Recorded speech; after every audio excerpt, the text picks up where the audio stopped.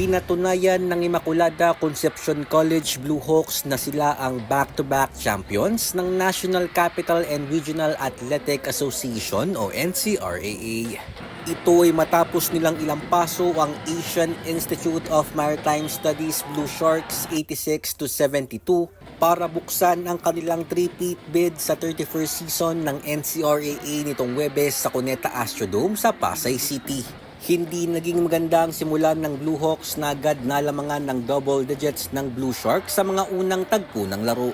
Pero dahan-dahan din itong binura ng defending champions at napababa pa sa isang puntos ang kanilang hinahabol matapos ang opening quarter 22-21.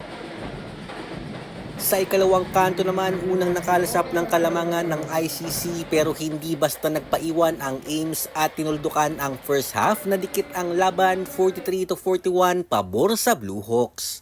Pagtungtong ng third quarter, gumanda na ang laro ng ICC na naging dahilan para unti-unti nilang tambakan ang Blue Sharks. Napanatili ng Blue Hawks ang momentum sa crunch time para tuluyang dominahin ang Blue Sharks at maibulsa ang kanilang unang panalo sa torneo. Namuno para sa Immaculada Concepcion si Felix Corpus na gumawa ng 12 points at 4 rebounds samantalang 5 manlalaro naman ng Blue Sharks ang nakapag-ambag ng tig-10 puntos. Sa una po, first half, gigil po lahat kasi gusto pong bumawi talaga kasi last season tinalo po rin kami ng Ames. Tsaka sinabi lang po ni Coach Ogie na sundin lang po namin yung game plan kasi tutuloy-tuloy na yan. Yun na po, pagpasok po ng first, ang second half, nakuha po namin momentum hanggang nakuha po namin panalo. Dahil din sa panalo na ito, kumpiyansa rin si Corpus na kakayanin ng kanilang kupunan na masungkit ang ikatlong sunod na kampyonato.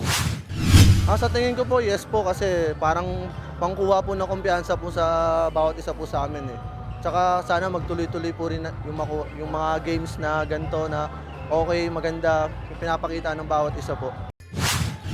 Samantala, sa unang laro naman ng Seniors Division, dinominan ng De La Salle University Dasmariñas Patriots ang University of Luzon Golden Tigers 84-68.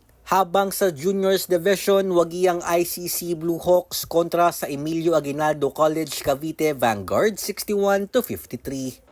Patikim pa lamang yan sa mga maaksyong hardcourt battle sa 31st season ng NCRAA Men's Basketball Tournament. Kung gusto ninyong mapanood ang mga laro, tumutok lamang dito sa PTV Sports Network tuwing Lunes, Miyerkules at Biyernes. Ganap na sa 1 hanggang 10 ng gabi.